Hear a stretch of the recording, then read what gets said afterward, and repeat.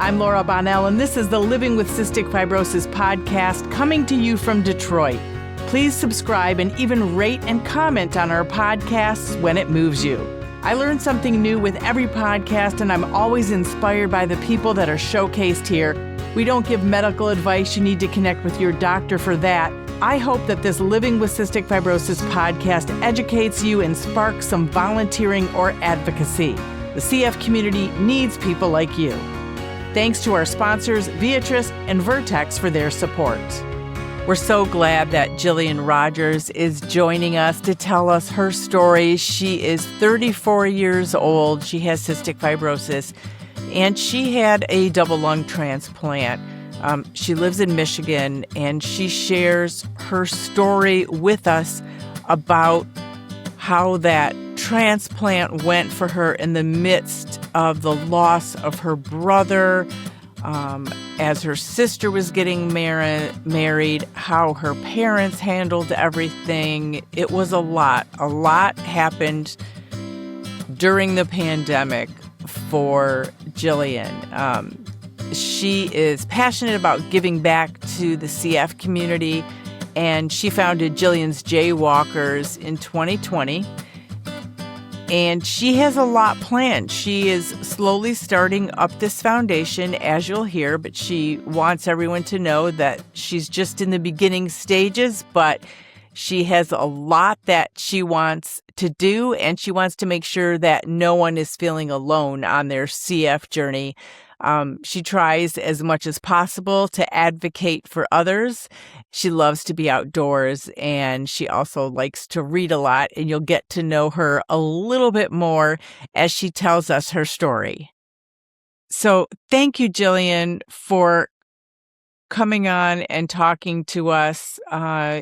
You have a beautiful story that everyone's going to hear. And even beautiful stories have so many challenges and ups and downs. So thanks ahead of time for being willing to be so open about everything you've been through. First, tell us from your perspective how your CF journey has been when you realized you had CF, and then take us briefly through how the transplant year went. I was born with CF. My parents knew and the doctors knew at birth because I had the meconium ileus, where, you have some bowel issues. So they knew that right away. I wasn't thriving. I was not gaining any weight. I was just not absorbing my food. And so my parents knew right away, and I had a great provider, pediatrician at the CF clinic in Detroit, Michigan, Dr. Abdulamed. Love him. He really was a lot of support to my parents. I was there for 18 years. I had lived a very normal childhood. My parents were told that I wouldn't live until the age of 5, which I never knew that until just recently. And that's kind of hindsight, I think, of why I have such a positive outlook, is because I was never told of the depth of CF so young. I lived a very active childhood. I was in a lot of sports. I would say I was hospitalized quite frequently between the age of 13 and 18. Just in and out for tune-ups, needed that 2-week inpatient stay. And so I really learned, the importance of CF care by having to take care of my own care. It was kind of during a hospital visit when I was in for a tune-up that I heard about Emily Schaller. At this time, in CF world, we'll say, there wasn't anybody speaking publicly about CF, or even in a positive image. And so she was the first person that really brought a light to me and thought, wow, I can have a positive future. And so she really inspired me into who I am and what I do today. Which is a beautiful thing. And for anybody who, for some reason, doesn't know who Emily Schaller is, she founded Rock CF Foundation and really gets people moving, literally running, and has a great kickback program, where she gives gym shoes to people with cystic fibrosis. So carry on, Jillian. I just wanted to make sure for those few people who may not know who she is to let them know. Yeah, she is awesome. I've been a part of the kickback program twice already, so it's very cool. So I lived a very normal life. I got to move out. I didn't go away to college. I went to a local college. Um, a lot of people with CF, they don't really go to college or they don't kind of plan a future, but I still kind of kept that hope that um, I always thought I wouldn't die from CF for some reason. And I kind of attribute that to the amazing doctors, the clinicians, the social workers in this CF community for making us feel so loved. And the CF Foundation, until it's done, their mission has really hit home for me since I was young. I've been a part of my family and I have been a part of their fundraising events for years since I was little. And so I've always had their motivation and their philosophy behind me. So, I didn't go away to school, but I went to college. I got to live a normal 20-year-old's life, lived on my own, worked 2 jobs, waitressing, and then I did get into school myself, as I mentioned.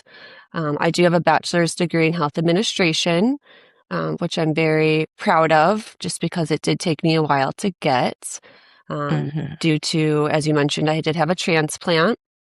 So before transplant in 2019, I did qualify for the Trikafta medication, which was really great. It worked really wonderful on me.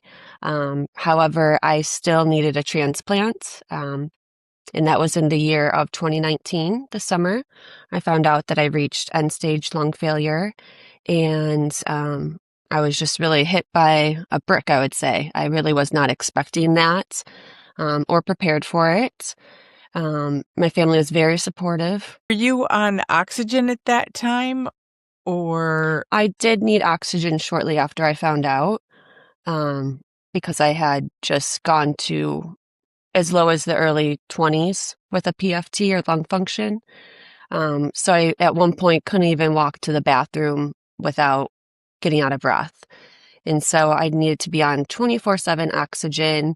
I needed to be on a ventilator at one point to help give my lungs a break because I was losing so much weight. And I didn't let that stop me. I still had a positive outlook. I took my oxygen tank to the grocery store. I, went on walks with my friends, went to restaurants, and I did feel a little like my confidence had went down. It was definitely a breakdown of character, although it did build my character up. You have to go through a grueling process, about a 6-month process with a hospital. I went with the University of Michigan, amazing doctors and transplant team there. I ended up being on the wait list for officially 4 months until I got the call. The whole process was about 8 months. It felt like forever. And when I say it around other people who have CF and have been through that journey, I kind of feel a little bad because some people are on that list for longer, in that wait list for longer. And it really does feel like an eternity. Right. I mean, 4 months is a long time. I know people are on it longer or less, but 4 months is a long time. Yeah. Yeah. During that 4 months, I met someone. Oddly enough, I met someone when I was on oxygen, and his name is Kyle. We dated, and surprisingly, I got a call 3 months in, that 4 months in, but 3 months into our relationship. And so that was a huge next chapter for him and I. He had met my parents at the hospital. It was a really crazy time for us to go through, but I had gotten better before I needed my transplant, and I do attribute that to kind of finding new light and new love. So I want to add that there. But I ended up getting the call for my transplant on the way to my sister's wedding. Not sure if I've shared that with you, but that was pretty crazy. She was getting married in Traverse City, and I got the call on the way up there with my best friend and grandmother in the car. That was an amazing moment, but it was also a very sad moment because I didn't want to take that time away from my sister. I wanted her to have my parents be there, and I really wanted to be there to watch her get married. Mm-hmm. Um, so I ended up actually holding that in for about 5 hours after we got there. I finally announced it to everybody. All of our families were there. And I announced it to everybody after kind of she had her Shirah. And I ended up getting to see them get married.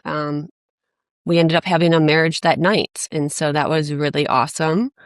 Um, then at 12 a.m., I went down to U of M in Ann Arbor with my dad and my parents and got prepared for the transplant. And it was a successful transplant. It was about 16 hours. Wow. Um, and the recovery was a little bit longer than I thought. Um, it was, I would say, about a full year until I recovered physically and mentally. Kind of went back to work. But during my transplant journey, I started Jillian's Jaywalkers, which is a 501c3 nonprofit. Yeah, and we'll get And into that in a yeah, minute, but I want to talk about, first of all, your transplant. I mean, the whole thing at your sister's wedding and then your parents and going through all of that and the mental health aspect of that. Um, and was this before, this was after your brother had already died from cancer, is that correct? yes, sorry. In the No, midst of that's that, okay. That's a lot. But I just, yes, before we started this podcast, I was saying that people just don't know sometimes when they meet other people, they might think, oh, all you have, and it's not all you have, but I'm just saying what someone may think yeah, is, oh, you're just dealing with cystic fibrosis, which is huge on itself. But then, as your dad told us at one of our past um, education days, going through the emotions of your brother dying and then you having a transplant. So, um, your parents had a lot going on with their kids. So tell us about your brother and what happened. yeah. So I have a twin brother. His name is official real name at birth is William, but we call him JR for Junior. And growing up, we were really close. He was my protector, very protective of me in high school. He ended up getting non-Hodgkin's lymphoma cancer his senior year in high school. So he went through that. And the recovery process, wasn't as great for him. And he struggled a lot with mental health issues. So he struggled with mental health issues after that. And in 2020, right before COVID hit, he ended up passing away of um, unexpected. They still don't really know why, but we think his cancer was back. And so that was a really hard time because I was on oxygen. My parents were having to grieve me, possibly not having a future. And then my brother is sick and he unexpectedly passes away. So that was a lot for us to deal with. And then throwing COVID, that wasn't Right. easy too. So a lot of the process of the grieving was kind of rushed, I would say, with him because um, about 3 months after I got my transplant. So we then had to kind of go through a next phase of, um, let's say, being strong or the next emotional phase that you might have to go through. And not only a transplant, but your sister's wedding. So you've got a high of so exciting and then a very, I don't know if low is the wrong word, but because you had a successful transplant, but it's a scary time for your parents. There's a lot of emotion. Yes. I don't know if I mentioned it to you, but it was hard after to celebrate because I didn't have my brother there, and he was my biggest supporter. So, but I like to think that he's not in pain and he's up in heaven and he's just happy. He's happy and free. But yeah, I do contribute a lot to what I do today to him because um, he is my driving force. And that is beautiful. And, I have not met your mom, but I did get to meet your dad, and uh, talking to you both was just delightful and inspiring, despite how sad and trying everything's been for all of you. How are you doing now? Post-transplant, it still isn't that long ago that you lost your brother and that you had your transplant and that you came out of a Yeah. pandemic. I do have an amazing support system, and that has been why I'm still here. I have two older sisters and my parents and amazing friends and family, and just strangers. It's amazing who will come together for you when you need it the most. And so I just am overwhelmed with the love that I received throughout my transplant journey. And so now I just live every day very grateful. I honestly didn't think that it would be this good, which I think is just a testament to it all. When you are so in the depths of that prognosis of they want you to breathe your last breath before you're getting your new one. And it's a scary fine line there between knowing when you're going to live next and not. So I still continue to live every day like it's the last, but a little bit more safeguarded, um, and more grounded. But that process, I would say I'm still going through it. I meet people, and whenever I meet people who have been through a transplant, it is such a familiarity. It brings kind of this sense of peace. We understand each other without having to talk. We know that journey. Um, and so, yeah, I'm married now. I ended up getting married, so that was To great. Kyle. Yes, to To Kyle, the the man that I met while on oxygen 3 months before my transplant. We ended up getting married. He's been a great support system. His family's been great. And like I was saying, I didn't know it could be this good because I'm been able to travel without all of my CF equipment, like, that the device, the vest device, and my Mhm. my treatments. I used to have to take them every day, twice a day. And that's been the hugest thing where I'm like, I feel like I'm missing something.